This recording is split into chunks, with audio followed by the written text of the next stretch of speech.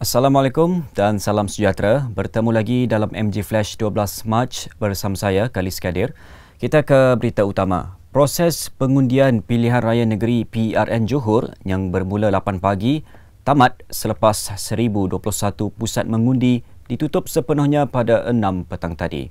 Kini kesemua peti undi dari 4,638 saluran dibawa ke 56 pusat penjumlahan sebelum keputusan rasmi PRN Johor diumumkan malam ini. Sehingga 4 petang tadi, separuh daripada 2,539,606 pengundi keluar melaksanakan tanggungjawab mereka di pusat-pusat pengundian. Pada 8 Mac, sebanyak 36,729 kertas undi pos dikeluarkan oleh Suruhanjaya Pilihan Raya SPR dengan kira-kira 87% atau 18,625 pengundi yang terdiri daripada anggota polis, tentera dan pasangan mereka menunaikan tanggungjawab untuk mengundi awal. PRN Johor kali ini menyaksikan 239 calon daripada 15 parti politik bertanding merebut 56 kerusi Dewan Undangan Negeri DUN. Sementara itu, tengah hari tadi, Perdana Menteri Datuk Seri Ismail Sabri Yaakob turun sendiri meninjau kelancaran proses pengundian. Antara yang dituju, Pusat Mengundi Sekolah Kebangsaan SK Perumahan Tampoi 2 di Kempas. Perdana Menteri menghabiskan kira-kira 10 minit meninjau suasana pusat mengundi itu dari kira-kira 50 meter di luar perkarangan sekolah berkenaan. Hadir sama Timbalan Pengurusi Barisan Nasional Johor Datuk Nur Jazlan Muhammad yang juga Timbalan Pengurusi UMNO Johor bersama calon BN bagi Dewan Undangan Negeri DUN Kempas Datuk Ramli Buhani. Dalam tinjauan singkat, Datuk Seri Ismail Sabri turut memberi kata-kata semangat kepada beliau yang berdepan saingan 7 penjuru sebelum meninjau ke lokasi lain. Seorang wanita dikenakan kompaun RM1,000 kerana keluar mengundi pada pilihan raya negeri PRN Johor dalam keadaan positif COVID-19. Pengarah Kesihatan Negeri Jabatan Kesihatan Negeri Johor JKNK, Datuk Dr. Aman Rabu berkata, kompaun dikeluarkan pegawai penguatkuasa JKNJ kira-kira jam 11.45 pagi di Pusat Mengundi Dewan Kampung Melayu, Johor Bahru. Jelasnya, ia dikeluarkan atas kesalahan pengundi berkenaan hadir ke tempat mengundi yang mana siasatan awal mendapati dia positif COVID-19 kategori 2. Tambah beliau, kegagalan mematuhi arahan yang dikeluarkan boleh dikenakan kompaun di bawah Peraturan 16, Peraturan Pencegahan dan Pengawalan Penyakit Berjangkit, Langkah-Langkah dalam Kawalan Tempatan Jangkitan 2021.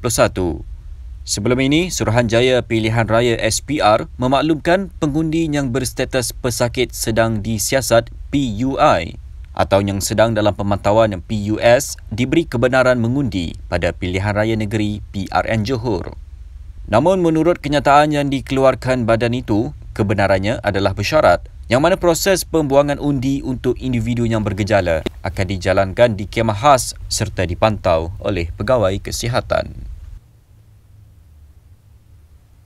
Baik, kita ke berita berikutnya. Kadar kemasukan kanak-kanak ke wad unit rawatan rapi pediatrik PICU akibat COVID-19 meningkat sebanyak 94% untuk semua kategori 3 hingga 5. Menurut kenyataan Kementerian Kesihatan KKM, peratusan berkenaan menunjukkan peningkatan ketara. Bagi kategori 4 iaitu sebanyak 200%, diikuti kategori 5 sebanyak 125%.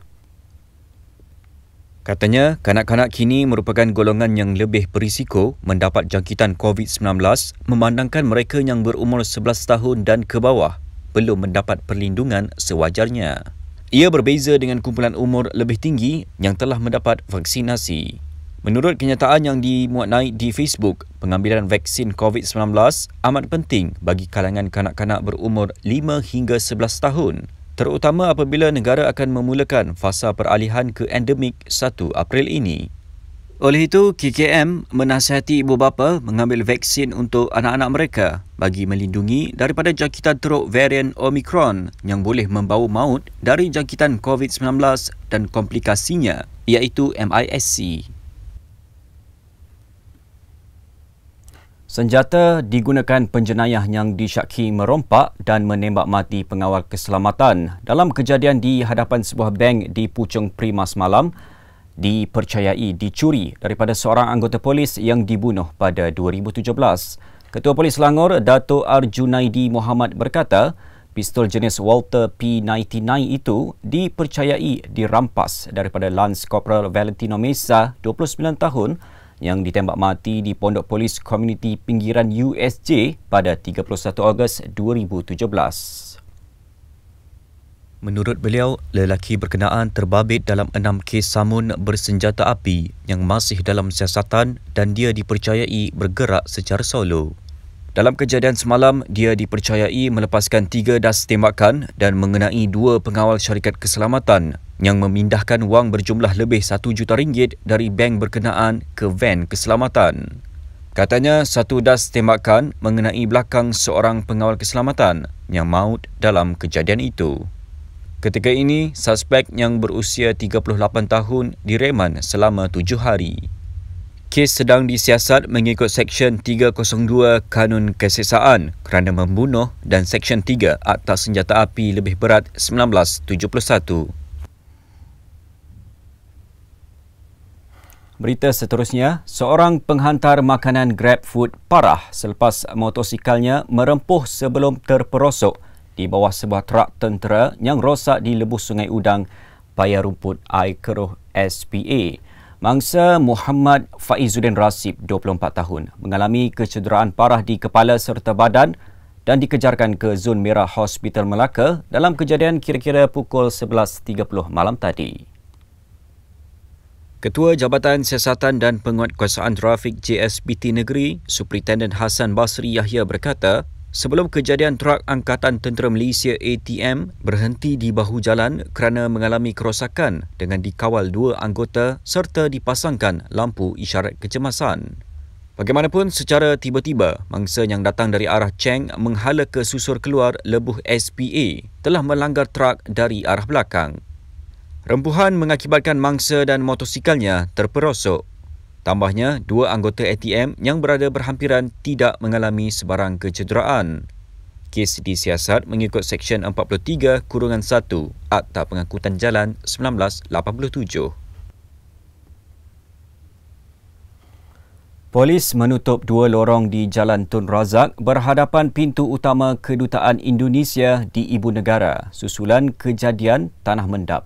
Ketua Jabatan Siasatan dan Penguatkuasaan Trafik JSPT Kuala Lumpur, Assistant Commissioner Sarifuddin Muhammad Saleh berkata, keadaan itu menyebabkan lorong kiri dan tengah terpaksa ditutup. Menerusi kenyataan yang dikeluarkan, beliau memberitahu hanya 1 lorong kanan sahaja yang dibuka bagi laluan kenderaan.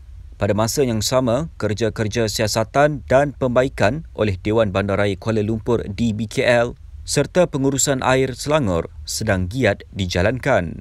Bagi mengelak sebarang kesulitan, Assistant Commissioner Sarifuddin menasihati pengguna jalan raya supaya mengikut arahan anggota polis trafik yang bertugas di lokasi. Berita itu tadi mengakhiri MG Flash buat masa ini. Terus setia bersama kami untuk mengikuti perkembangan terkini dari semasa ke semasa di platform media sosial Malaysia Gazette di Facebook, Twitter, Instagram dan YouTube atau melalui portal di www.malaysiagazette.com. Assalamualaikum dan selamat berhujung minggu.